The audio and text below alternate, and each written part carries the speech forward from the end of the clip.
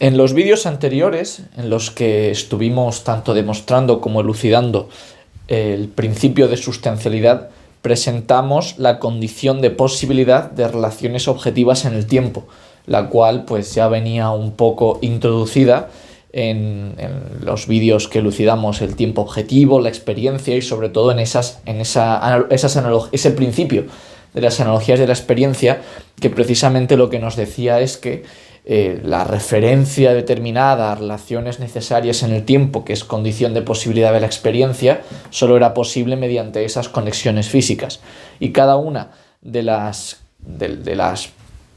analogías de la experiencia, la primera, la segunda y la tercera, tenían que ver con los tres esquemas trascendentales que producían una síntesis por conexión física, que eran la sustancialidad, o el esquema de sustancialidad, el esquema de causalidad y el esquema de comunidad.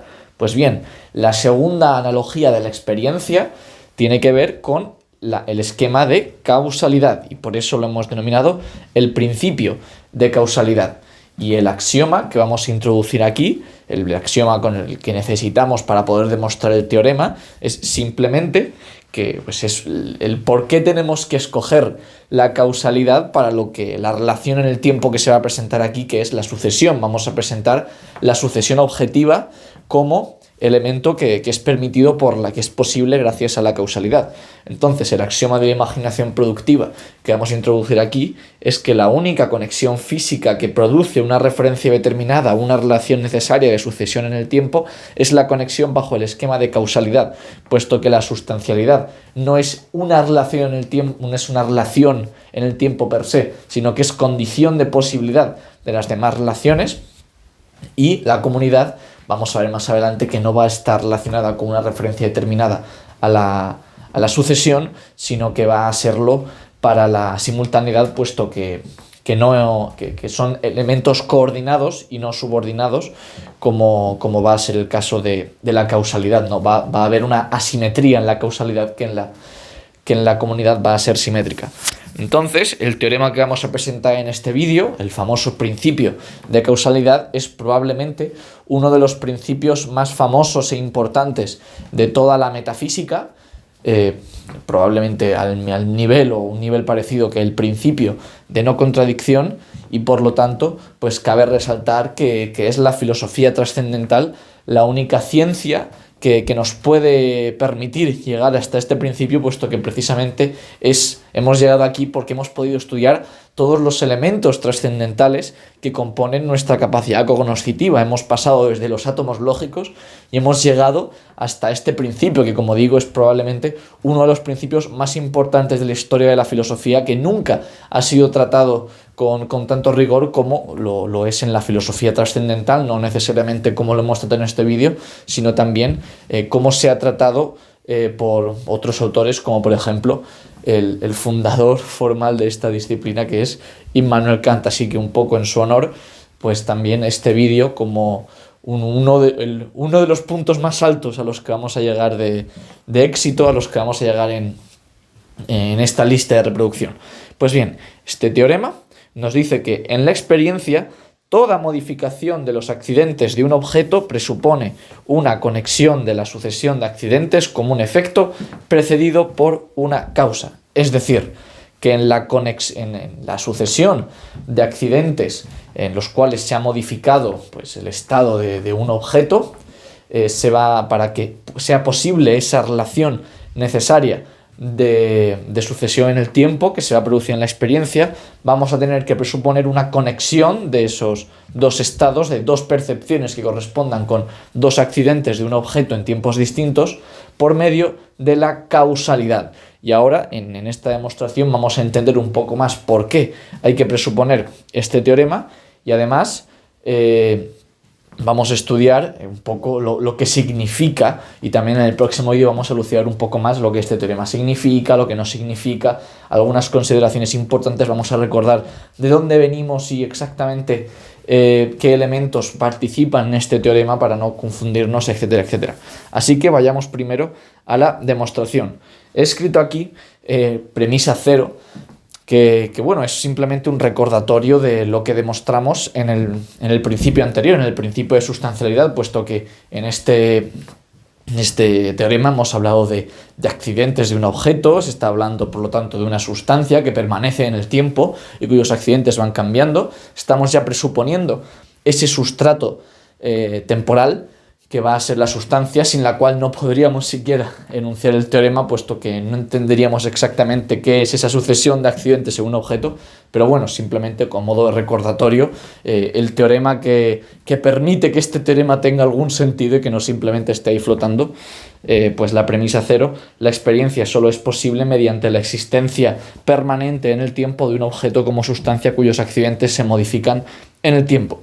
Así que ahora vamos a estudiar en estas modificaciones de los accidentes, en esta relación que pueden tener los accidentes de un objeto, pues vamos a estudiar la sucesión de estos accidentes.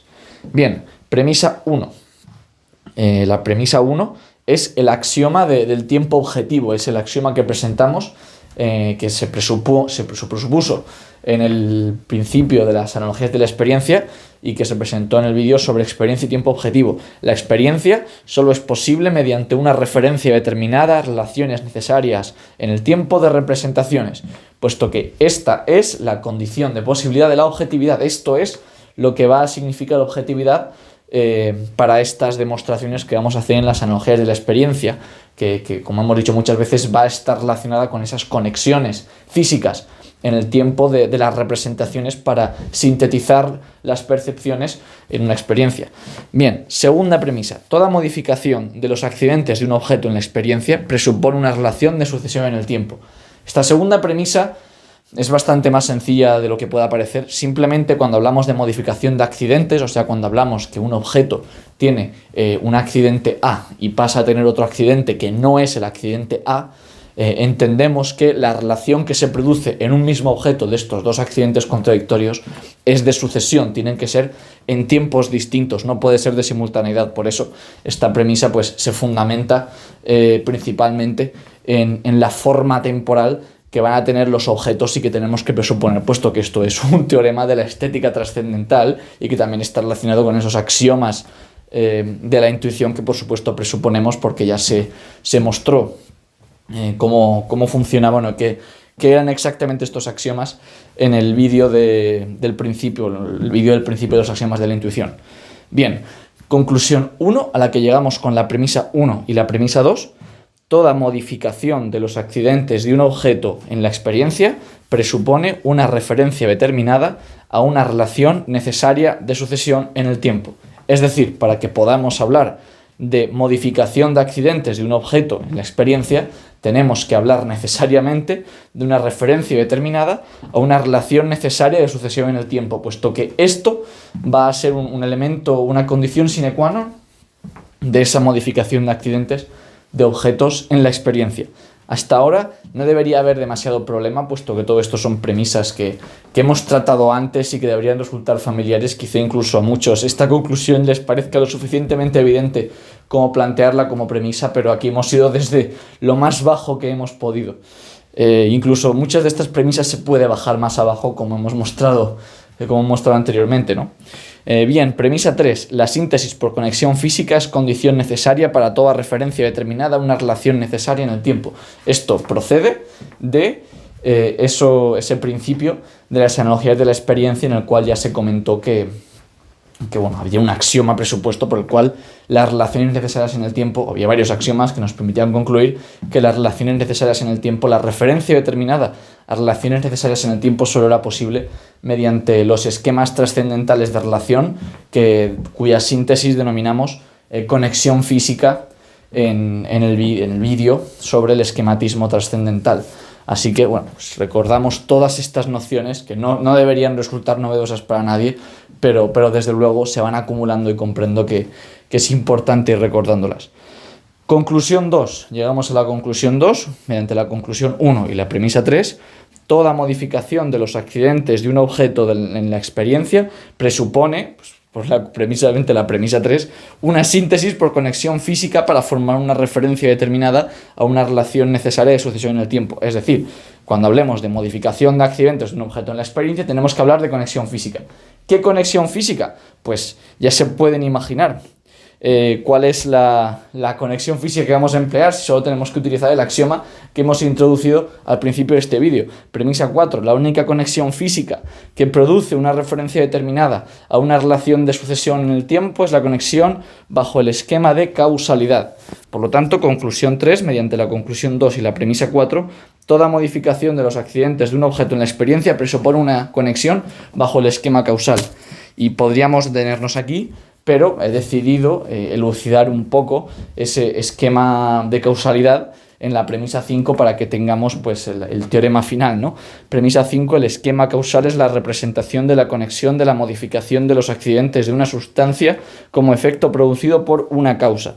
Así que, conclusión 4, la que llegamos por la conclusión 3 y la premisa 5, toda modificación de los accidentes de un objeto en la experiencia presupone una conexión de la sucesión de accidentes como efecto precedido por una causa. Y así queda demostrado el famoso principio de causalidad por parte de los principios de las premisas de la filosofía trascendental, que recordemos, no estamos hablando ni de cosas en sí, ni de principios absolutos, ni nada de eso. Estamos hablando simplemente de condiciones de posibilidad para que los objetos de la experiencia pues, sean posibles en primera instancia. Y resulta que la causalidad va a formar parte de que podamos hablar de esas condiciones de posibilidad. La causalidad, el principio de causalidad, va a formar parte de esos elementos que permiten que la experiencia sea posible. ¿De qué manera? Pues bueno, ya se pueden estar imaginando por toda la discusión que hemos tenido y toda la introducción que hemos hecho, esto va a estar relacionado con la sucesión objetiva en el tiempo. Para que podamos hablar de sucesión de eventos, de estados, de percepciones que se producen de manera objetiva, que no es simplemente que nos lo imaginemos de una u otra manera, vamos a tener que introducir la causalidad. Y bueno, vamos a intentar elucidar esto un poco en este vídeo y en el próximo vídeo también. Por ejemplo, aquí he puesto un cubo que va a representar un objeto O que está pues, en el estado A1 en el tiempo, tiene el accidente A1, tiene una modalidad de existencia A1 en el tiempo T1 y está en el estado A2 en el tiempo T2. Cuando hablamos del cambio de A1 a A2 o de A2 a A1, tal que A2 y A1 no son el mismo estado, no ocurren simultáneamente, no podrían que dos estados contradictorios estén en el mismo objeto, ¿no? Porque violaría el principio de no contradicción.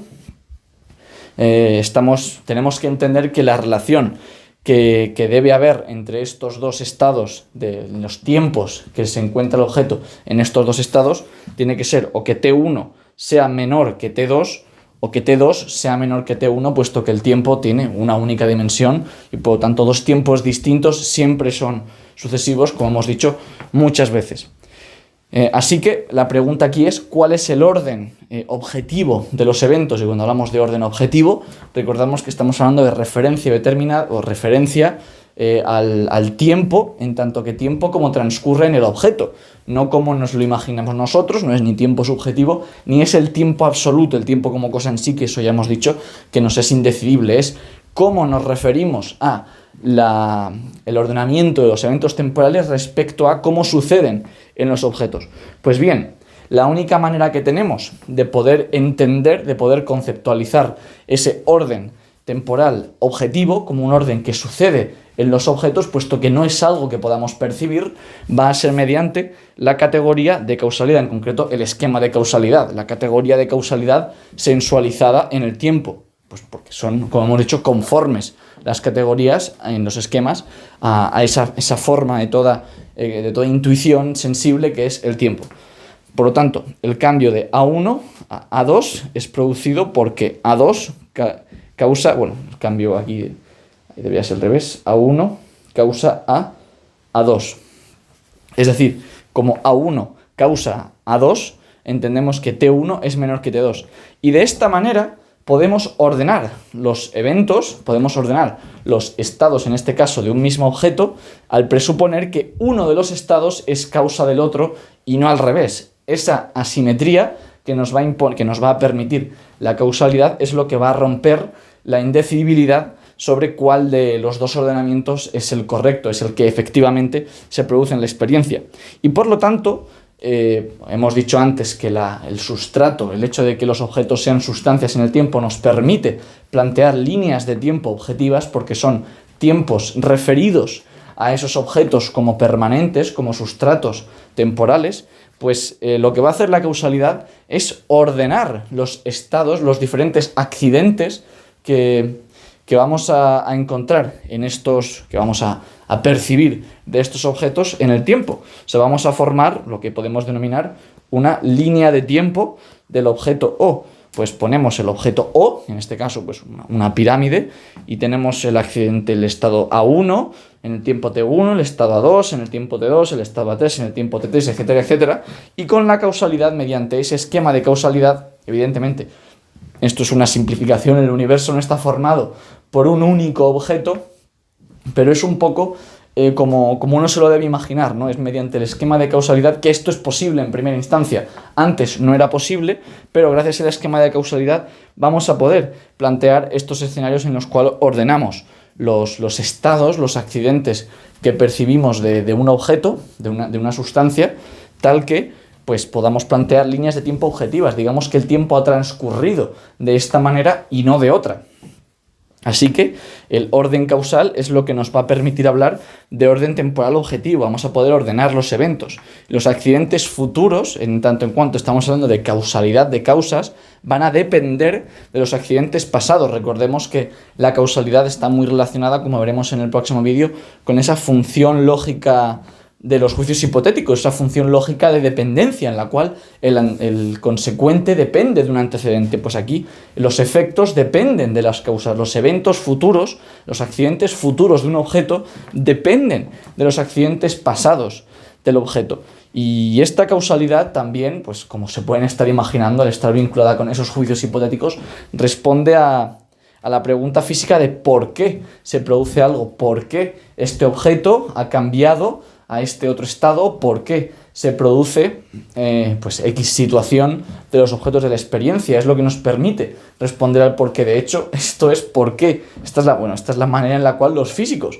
suelen trabajar, respondiendo al por qué se producen pues estos cambios en la experiencia, por qué se producen ciertos fenómenos, etcétera, etcétera. Y recordemos que aquí no estamos hablando del principio de razón suficiente, que eso también respondía a un por qué, pero no era un por qué se produce algo, sino un por qué es verdad algo, que esto creo que es importante que lo discutamos en el próximo vídeo en más detalle.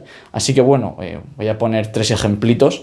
Imaginemos que tenemos un espejo impoluto y una piedra que se está acercando al espejo, que tiene una trayectoria que se dirige hacia el espejo, y luego tenemos otro estado del espejo, y es que el espejo está roto. Pues ¿por qué se ha roto? Bueno, aquí he puesto ventana en lugar de espejo. He dicho espejo, me confundí, una ventana. Luego la ventana está rota.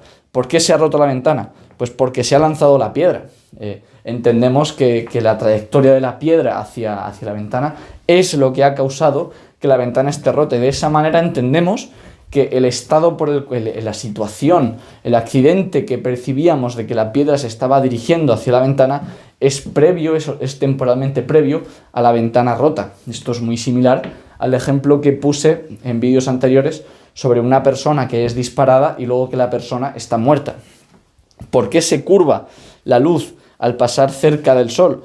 Por la atracción gravitatoria del Sol. Entendemos que la luz, antes de ser curvada por la gravedad del Sol, es causa el hecho de que la luz se estuviese acercando hacia el Sol, es en parte causa de que luego esta luz sea curvada. Y por lo tanto podemos ordenar temporalmente también los eventos astronómicos, ¿no? Gracias a esta causalidad que en este caso específico pues tiene que ver con la gravedad, como prácticamente todos los fenómenos astronómicos, ¿no? Pero es de esta manera que podemos también ordenar los eventos que no hemos vivido nosotros mismos. De hecho, es también de esta manera como se suelen ordenar temporalmente los eventos de la historia. ¿Qué fundamento tiene decir que los romanos son posteriores al antiguo Egipto? Pues que, por ejemplo, los romanos pudieron ver las pirámides de Egipto construidas, y puesto que entendemos que el antiguo Egipto es causa de la construcción de las pirámides, puesto que fueron ellos los que las construyeron, entendemos que los romanos vivieron objetivamente después del antiguo Egipto.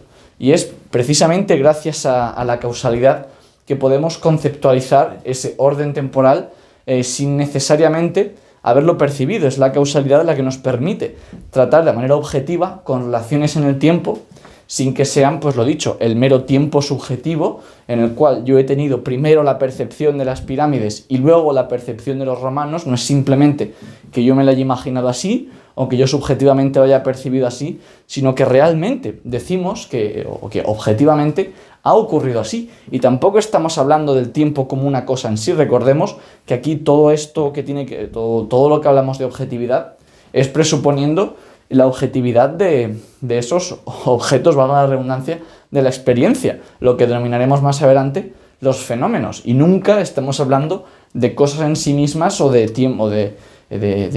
tiempo en un sentido absoluto o de cosas en un sentido absoluto. Entonces, en el próximo vídeo elaboraremos un poco más esto del principio de causalidad, que es bastante delicado, y lo importante es que uno tenga una visión un poco global y que luego vaya construyendo una versión más elaborada y más específica. Pero bueno, en el próximo vídeo intentaré elucidar un poco más las consecuencias de este principio de causalidad. Un saludo.